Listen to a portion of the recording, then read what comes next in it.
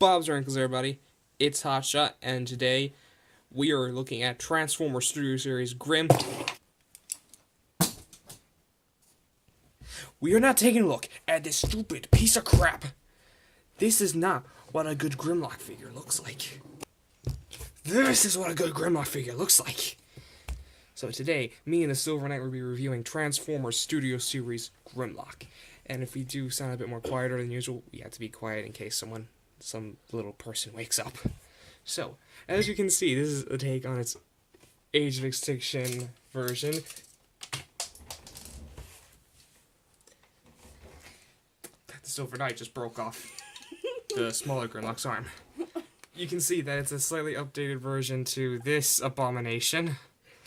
I paid €30 for this piece of garbage. Let me put it in the bin. Don't put it in the bin. It's going into the corner. I need to trade that for something else. It's going in the corner. Okay, put it in the corner. Right. As you can see, it's a take on the... Where'd you put it? Oh, come on. He just threw it into a pile of my dirt in the laundry. Alright. So as you can see, it's a take on its Age of Extinction counterpart. Not that one. We're not going to talk about that one. Stop messing with it. This one. Okay, let's just leave that way. As you can see, the painting and sculpting of this figure is very nice. It has very nice red eyes. Almost light pipey? Almost like light paper, but the paint reflects it very well. The nice metallic paint gives a nice, very good dry brushing effect with some teal put in there for like old metal. This almost looks like a custom painted figure. You never get this with Hasbro on its own. But that's where Takara comes in. Has some increased articulation from knees downwards, unlike its original one. Arms are slightly tinier than they should be, and the mouth, well, you got a big, giant overbite, but I can live with that if needed be.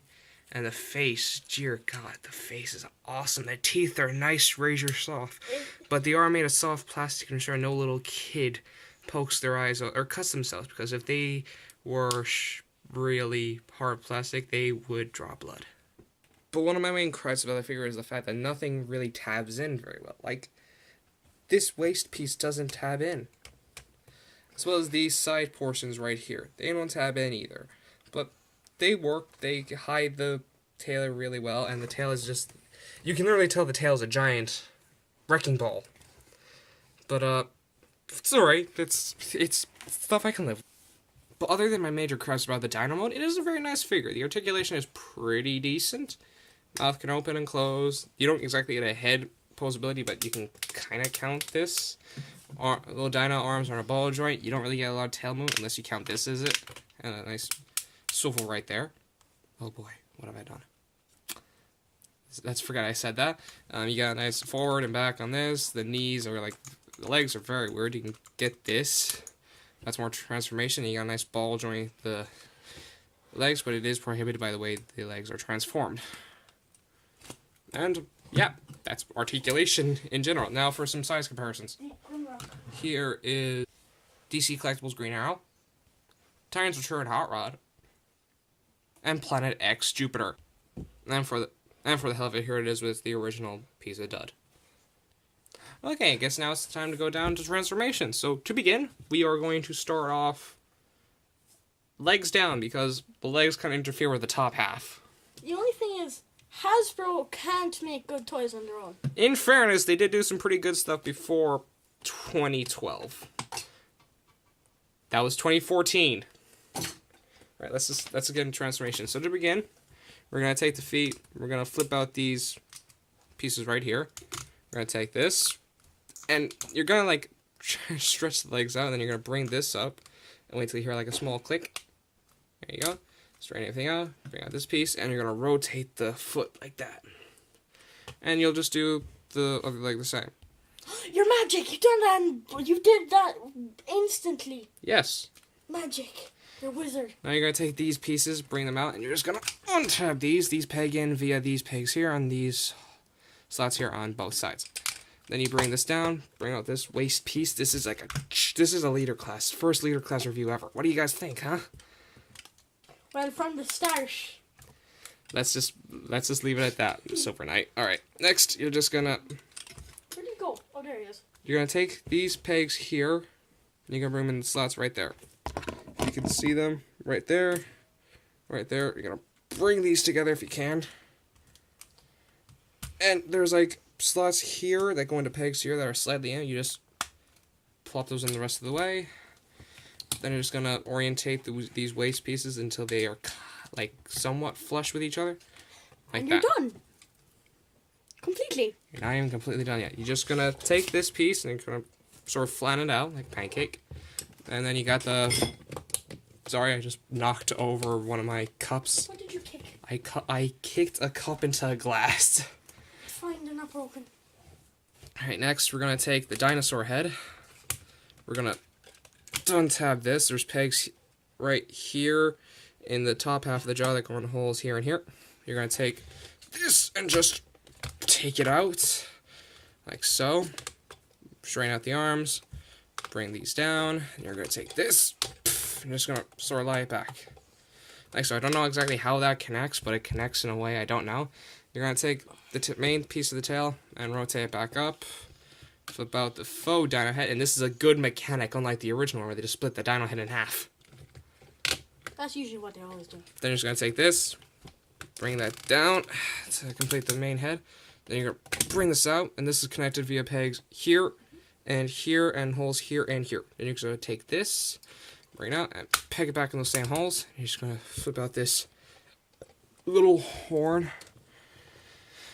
And here you have Leader Class Studio Series Grimlock. So as you can see, it has nice detail going throughout it in this new robot mode. You get this new, got more detailing shown here as the legs blocked it up. The face is very nice, has nice bright red beady eyes, nice paint, but the horn is not painted, and I can somewhat deal with that. The full head is a nice mechanic. The teeth being used as spikes for the main tail is a very nice way of doing it. I like just splitting the head in half, and they even painted the eyes here. Hasbro wouldn't do that, but Takara, very awesome. And they even still painted in this head. It's very nice. Now, it doesn't come with like any accessories. It's like a cardboard thing that I'm not going to show because it's kind of on the top shelf. But They'll destroy everything if you try and get that. Silver Knight is right, but the main thing it does come with is a club hand, which you see once in the movie, and then you have like his weird giant staff club. But that's okay. The waist piece is very nice. It's a nice little thing, and it has this really nice silver dry brushing paint. Same with this mangly looking thing. Not accurate at all, but I can live with it. This is where it kind of gets bad. They kind of like halfway with most of the dry brushing things. Like you got nice dry brushing here, but pure gray plastic here and down there. And it's like with the rest of it. Just Hasbro, give up on Transformer making. Leave it to Takara and most third party things. They're bad. They're bad. They're bad. But that's Hasbro's bad sometimes, but this is actually a good figure. Takara and Hasbro should team up more. And I have to say, for the first Studio Series figure I own, this is not a bad choice. Now, being this big, beefy figure, the articulation is slightly prohibited by most parts, but it's an okay amount of articulation. You got some articulation in the arm. The horns kind of deal with it. It's not like he has big shoulders or anything. It's not like they're big. Yeah, it's small. not like they're big. These horns are like a little bit of a soft material, so no one like pokes her out. So a nice rotation of the arm. You go in and out. This is kind of knocking off this, so it doesn't go out the full way. You got a bend at the arm here. You got that transformation joint. And the first Leader Class figure that I own that has a swivel at the wrist. I think Prime has a swivel at the wrist. I don't remember. He probably does because he's a Voyager, but not most leaders have it. He's got like a slightly prohibited waist swivel. He's got no wrist swivel due to the big clumpy hand. If you bring the waists out, you can lift the legs up that far, this far back. You got a nice bend at the leg. If you use the transformation joint, you can get it over 90 degrees. And you got like a nice ball joint at the foot for a nice swivel and a pretty decent pivot. The only thing is, all of this looks like a die cast. It's die cast.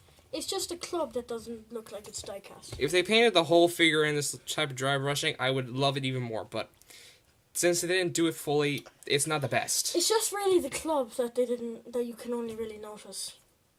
The hands. The hands, the bottoms of the feet, these bits here, the inner parts of the chest, and these bits are not dry brushed. It doesn't look...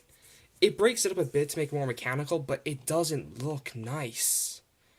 I mean, like, not even... Look, Jupiter has nice paint and nice stuff, but he doesn't really have a full, like, metallic paint, like, everywhere. But it does work nicely, but this does not work fully. They had to, like, put more dry brushing into it. Like, with the club, make it, like, more dirty. And with this, like, what even is this? Okay, those are my main gripes about the figure. Now, before my camera runs out, we better do the size comparisons. So, here we go. Here's Studio Series Grimlock next to Green. And just so you know, HotShot knocked over Green Arrow many, many times. I did not. You knocked him over twice. Shut up. Here he is next to Hot Rod. Planet X Jupiter. And this mangled piece of crap.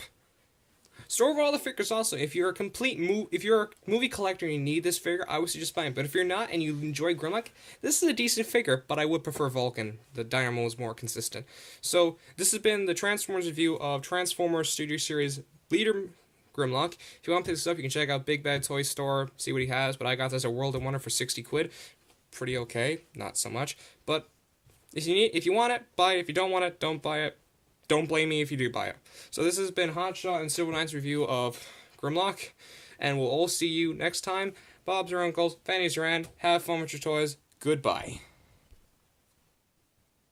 Stop. I think I should do another Leader Class review. What do you think?